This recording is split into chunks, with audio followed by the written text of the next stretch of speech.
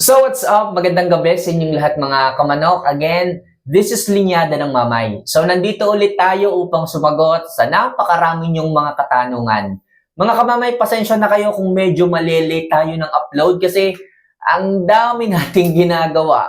Ang dami nating ini-edit, ang dami nating inuuna. So pasensya na po, pero sisikapin ko po na kahit medyo late na po ng gabi kong mai-upload, basta may upload ko sa isang araw, maaga man o late, basta sisikapin ko pong makapag-upload araw-araw. Okay? Kung hindi nyo man maabutan ngayong gabi, pwede pa namang mapanood yan kinabukasan. Okay? So mga kamamay, simulan na natin. Isa lang palagi ng aking hinihiling if ever na nakaka-relate po kayo sa mga advice, sa mga usapin ng pagmamanok na pinag-uusapan natin, huwag nyo sanang kalimutan na mag-subscribe, mag-like, at syempre mag-comment na rin sa ibaba para sa ganon, mas marami pang mga katanungan ang ating masagot kinabukasan at sa mga susunod pang araw at panahon. Anyway, so kung nagawa niyo na po yan, maraming salamat at simulan na po natin ang ating sagutan ngayong gabing ito.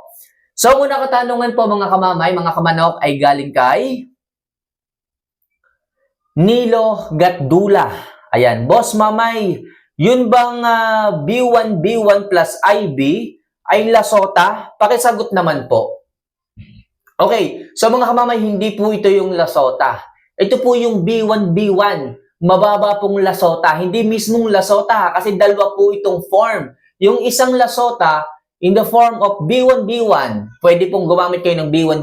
May nabibili din pong B1 plus IB. Okay, so I recommend you to choose B1 plus IB o yung B1 plus infectious bronchitis. Kasi mas marami pong sakop na infection yung may plus o additional na IB na yon. Kasi mga kamamay, yung B1, ito po ay nakafocus sa Newcastle disease o sa peste. Pag inyo pong dinagdagan ng plus IB, infectious bronchitis, ito naman po ay doon sa mga respiratory disease na maaaring tumama doon sa isang sisiw kahit siya ay sisiw pa lang, kahit siya ay 2 weeks old or 3 weeks old pa lang. So kung kumpleto po siya, meron po siyang plus IB o yung sinasabi kong infectious bronchitis, so mataas yung chance na hindi tamaan na kung anumang sakit yung sisiw na yon on that stage. Okay, kung ang tanong mo, ito bang B1 plus IB is lasota, masasabi ko pong hindi po ito mismong lasota. Ito po ay mababang form ng lasota. Okay? Parehas po silang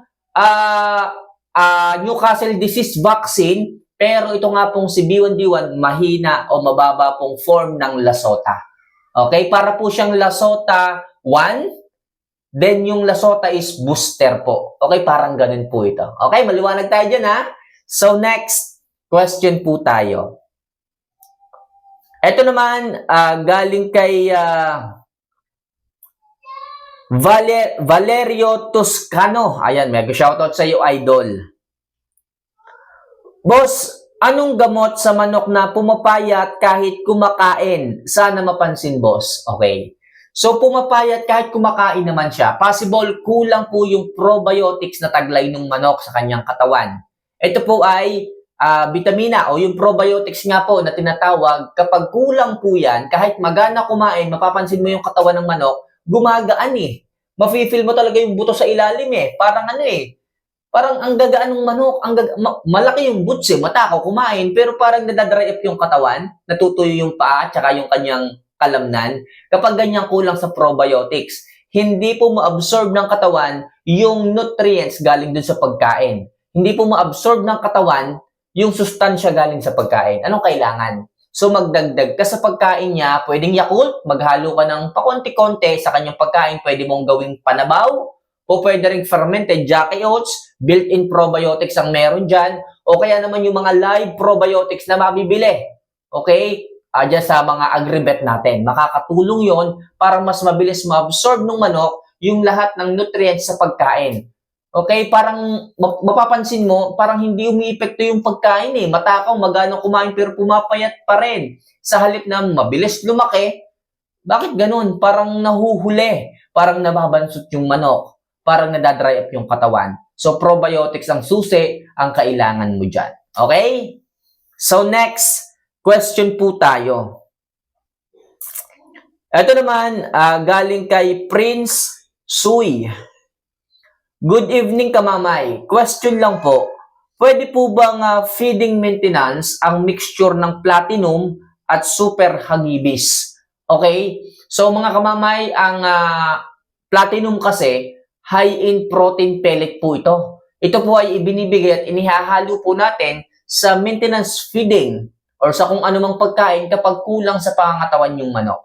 Okay, especially kung talagang kayo ay mamamasyal, kung kayo may pupuntahan at kulang pa sa tingin ninyo yung pangangatawan, saka tayo naghahalo nito. Medyo mahal nga lang si platinum kasi nga high in protein pellet po ito. Pero kung may kakayahan naman kayo at afford ninyo yung mga ganyang klase ng patoka, pellet, gaya nga ni platinum, hindi masama.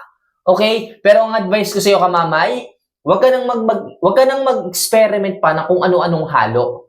Kumuha ka na lang o bumili ka na lang ng maintenance feeding at alamin mo kung ano yung kanyang protein content at dagdagan mo na lang ng halo ng platinum.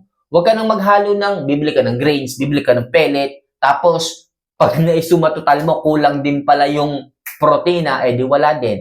Mas maganda na meron tayong basis. Okay, meron tayong 17 crude protein, dadagdagan na lang natin ng protein pellet galing kay platinum. Mas maganda yon. Hindi tayo maliligaw at sigurado tayo na solidong protina ang makukuha ng manok para bumulto at gumanda ang katawan. Okay? So maliwanag tayo dyan ha. So next question po tayo.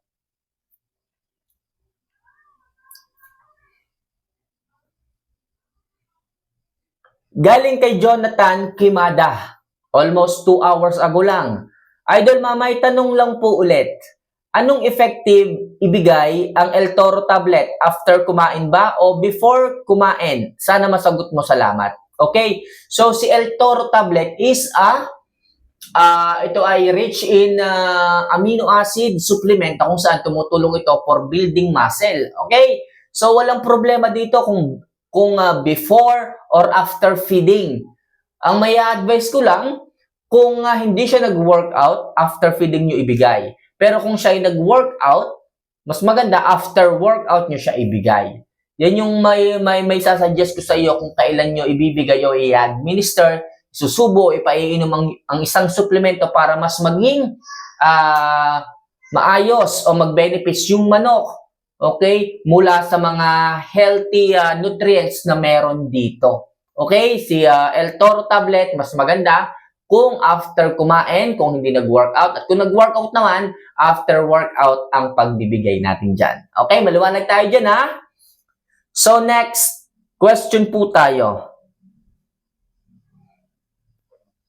Ito naman galing kay MM Mariano. Almost 9 hours ago lang to. Kamamay, idol, sana mapansin. Pwede na bang ibaba ang sisiw na 1 buwan at kalahati ang edad? Pwede na ba siya ilagay sa mini barn? 1 buwan at kalahati para sa akin po, pwede na po yan. As long as kumpleto bakuna po sila, wala tayong iisipin. O kaya naman, kung gusto nyong ibaba, make sure na meron siyang kuray sa vaccine kasi kalimitan, pag nagbababa tayo, naglalagay tayo ng mga sisiw sa barn at medyo nag-uulan, prone sila sa pagkakasipon. At pag nagkasipon ang ating mga sisiw, hawa-hawa na yan. Okay? At pag naghawa-hawa na yan, dyan na po tayo magkisimulang ma-stress. Make sure na meron silang kuray sa vaccine, meron silang bakuna para wala tayong isipin. Okay? At sa tuwing uulan, sa tuwing dadagim, kailangan yung mga sisiw nasa loob na kaagad ng barn. At yung loob ng barn, everyday dapat nililinis. Hindi po pwedeng punong-puno ng ipot yung barn, baka dyan pa magkasakit. Dyan pa manghina yung mga sisiw dahil sa ammonia. Kaya mga kamamay, everyday disinfect, linis yung lugar. Kung kinakailangan, magsabog kayo ng apog o kung anumang mga powder na pang-disinfect para sa ganon, laging healthy, makatulog ng maayos yung mga sisiw, wala kayong maging problema at hindi magkasakit yung inyong mga ilalagay at ibababa ng mga sisiw dyan sa inyong mga mini barn. Okay? So maliwanag tayo ha. Ulitin ko, dapat kumpleto ang vaccine, dapat maayos yung barn, hindi nababasa, and syempre yung mga sisiw huwag papalabasin kapag maulan. Para sa ganon, maiwasan natin yung pagkakasakit, pagkakasipon. Okay? So last question muna po tayo ngayon, ha? Ito galing kay Maria Fekyal. Okay, Maria Fekyal. So, medyo mahaba-haba. Good PM, bossing. May tanong ako. Baka po yung manok ko, bakit po yung manok ko ayaw tumaba at lumaki? 8 months na, pero parang 4 months pa lang. So, medyo nalilate to. Medyo maliit talaga yung development. Putla, tapos lagi nagkakasakit. Hindi naman nagkakasipon. Tapos madalas na ang ipot niya ay puti. Ginagamot ko. Naging okay. Tapos nung naging okay, mga ilang araw, babalik na naman, matamlay, ayaw kumain. Basta, lagi nagkakasakit. Hindi ko naman alam kung anong nangyari sa manok. Lahat na lang ng napanood ko sa video, ginagawa ko, pero pabalik-balik. Paiba-iba na lang ang sakit. Pasensya na sa mahabang message ko. Gusto ko lang sanang i-out ito. Pero kaso anong gagawin? Sana matulungan mo ko, Kamamay. Maraming salamat. Okay. So kung yung manok mo 8 months na, pero ang itsura parang 4 months old, possible na bansot nga ito. Pero kung yung sukat niya, okay naman. Yun nga lang talaga, kung mapansin mo yung katawan na payat, may posibilidad na gumanda pa yan. Possible, yun nga, pabalik-balik yung sakit. Kasi kapag pabalik-balik yung sakit, yung growth development ng manok, naapektuhan, hindi ganun lumalaki. So, anong dapat gawin natin? Check natin yung lugar. Baka kasi mamaya infected na yung lugar, marami ng ipot, masyado ng maraming bakterya, masyado ng mataas yung ammonia content. Pag sinabing ammonia, naaamoy na niya palagi yung kanyang mga ipot, at saka sobrang dumi nung cages niya, laging basa, laging nauulanan. So possible nakaka-apekto yon sa healthiness nung sisiw, nung manok. Linisin mo yun, is-disinfect mo. Okay, ugaliin mo na palaging tuyo yung kanyang lugar para sa ganon, makapagpahinga siya ng maayos, yung kanyang kalusugan hindi maapektuhan, yung ammonia mabawasan, hindi magkasakit. Kasi pag nagkakasakit talaga, naapektuhan yung paglaki. Okay? So kapag nagawa mo to, Kamamay, purgahin mo kung may sakit. Okay? Kung may sipon, gamutin mo. Kung mayroong problema sa kanyang droppings, bigyan mo ng Tepox 48, makakatulong yan. Kung nanghihina at umiipot ng puti, bigyan mo ng NF1. Kung ma-overcome niya lahat ng sakit, malampasan niya, so muli kang magpurga, okay? Magbigay ka ng masarap na pagkain, magbigay ka ng Vitamax, makikita mo muling sisigla yung manok, magkakaroon ng development, gaganda ang pangatawan, at muli siyang magiging matured. Okay? So balitaan mo ako kung ano mangyayari, magiging update sakaling magawa mo itong i-advise ko sa iyo. Okay? So mga Kamamay, sana kahit paano makatulong ang simpleng advice na ito sa pagsagot ko sa inyong mga katanungan. So, hihintayin ko na mas marami pang katanungan ang inyong ilalagay dyan sa comment section para makatulong din tayo sa iba pa, okay, na mga kailangan ng kasagutan sa bawat katanungan. So, see you for our next vlog. Mahal ko po kayo mga kamanok. Paalam.